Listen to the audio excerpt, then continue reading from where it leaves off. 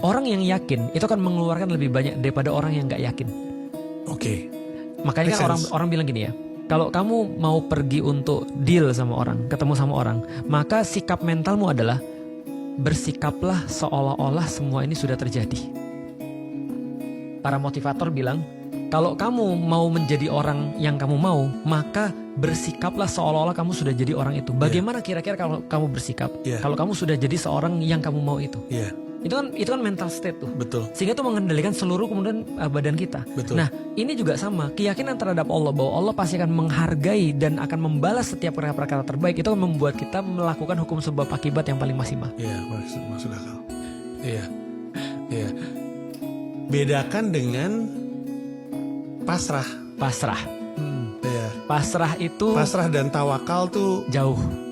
Sering disalah Artikan ya. Dipikir sama. Pasrah kan gak ada usaha. Iya.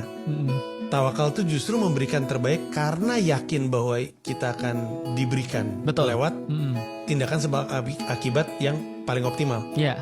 Contoh misalnya, ketika ini ada sebuah kisah yang sangat terkenal, ketika Nabi Ibrahim dibakar, itu ada cicak yang niupin api supaya jadi lebih besar, dan ada semut yang bawain air.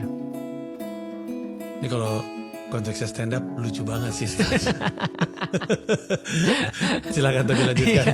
Jadi ada cicak yang niup api, ada semut yang bawa air. Semua orang sudah tahu semut tuh nggak akan bisa madamin api. Betul. Tapi semua orang juga tahu bahwa itulah hal yang paling maksimal yang bisa dilakukan oleh semut. Wow. Jadi semut bilang, aku tahu bahwasanya ini tidak akan bisa memadamkan, tapi aku harus melakukan yang terbaik supaya aku punya alasan sama Allah. Kan itu kan ya. Artinya hati-hati dengan omongan, karena omongan itu tidak akan berarti kecuali diucapkan di tempat yang tepat dan di saat yang tepat. Contoh misalnya kayak gini ya. Kalau Ustadz Adi Hidayat bilang bahwasanya ngafal Quran belum tentu masuk surga, wajar. Karena dia hafal Quran. Kalau Felix Xiao bilang hafal Quran belum tentu masuk surga, diludahin orang aku. Kenapa? Karena aku gak ngafal Quran, gitu maksudnya. Nah ini problematikanya. Jadi kita harus tahu bahwa setiap perkataan itu ada tempatnya.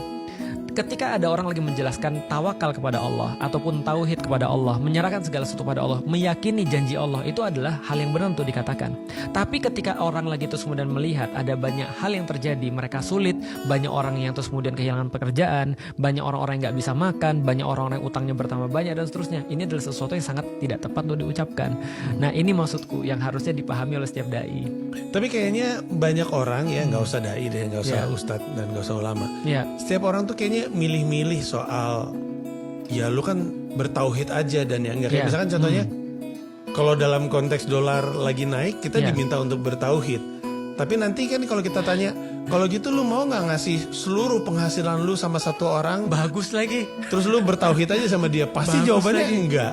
Betul. Iya kan? Itu dia tuh. Nah makanya ini kan yang ada dipilih-pilih kan. Iya. Itu nggak jebakan Istilah otoritas cherry picking gak? istilahnya. Iya cherry picking itu jebakan otoritas nggak sih sebenarnya? Mungkin. Jadi karena dia punya otoritas dia jadi ngomong seperti itu. Padahal tadi sebenarnya kalau kita realistis adalah gini. Coba gini, problematikanya tuh bukan pada omongan sih. Omongan tuh hanyalah dalam bidang etika tadi yang aku bilang. Tapi problematika sebenarnya adalah pada usaha atau tidak usaha. Ini masalahnya nih. Pertanyaanku sederhana. Kalau ada orang mau pergi jihad misalnya, dia mau pergi jihad, dia yakin Allah pasti memenangkan dia. Karena itu dia nggak ngasah pedang, dia nggak pakai baju zirah, dia pergi jihad mati syahid atau enggak? Enggak. Kenapa enggak? Karena dia nggak melakukan usaha yang terbaik. Itu karena jihad adalah usaha terbaik. Ketika dia nggak melakukan usaha terbaik, maka dia mati dalam keadaan bukan syahid. Betul. Kenapa? Karena tidak ada usaha terbaiknya. Nah ini masalahnya. Nah artinya kalau kita bisa menyimpulkan problematikanya tauhid itu bukan hanya pada pengakuan tawakal, tapi ikhtiar yang terbaik itu adalah bagian daripada tauhid juga. Artinya kalau misalnya ada yang bilang kalau kamu misalnya masih khawatir dengan dolar yang naik pada rezeki kamu, berarti tauhidmu perlu belajar lagi. Kita bisa bilang juga kalau kamu bilang bahwasanya seperti itu, kamu juga nggak berbuat apapun dan itu juga bagian daripada tauhid bukan? Lah kalau misalnya Rasulullah misalnya ya, dia cuma percaya, ya udah pokoknya percaya aja Allah dan nggak berbuat apapun, berarti memang seperti itulah yang dilakukan, benar dia. Tapi kan Rasul nggak begitu. Rasul susah-susah pergi ke Taif, dilemparin orang batu. Jadi Rasulullah itu pernah dalam satu masa ketika habis tahun kesedihan itu, dia ditinggal sama keluarganya, istri sama pamannya, dia nggak ada perlindungan lagi dan dia pasti mau dibunuh di situ karena sudah nggak ada yang jamin lagi. Nah dia cari tempat baru untuk melindungi dia. Dia pergi ke Taif, jalan kaki dari dari Mekah ke Taif itu kalau sekarang 3 jam naik GMC. Hah, 3 jam naik GMC? GMC, naik ke atas 2-3 jam lah. Tapi di zaman Rasulullah itu luar biasa perjalanannya. Sampai di atas beliau cuma dilempari batu sampai kakinya berdarah. Terus turun lagi ke bawah, nggak berhasil. Untuk apa Rasul melakukan itu? Artinya Rasul melakukan perkara-perkara yang paling masuk akal. Para sejarawan akhirnya membahas, tahu nggak mas kenapa tempat yang dipilih adalah Taif? Karena secara strategi dan geopolitik Taif itu lebih terlindung daripada Madinah. Rasul nggak milih Madinah karena pertimbangan ikhtiarnya dia, pertimbangan manusiawinya, sebab akibatnya dia ini lebih bagus kalau jadi tempat untuk Islam.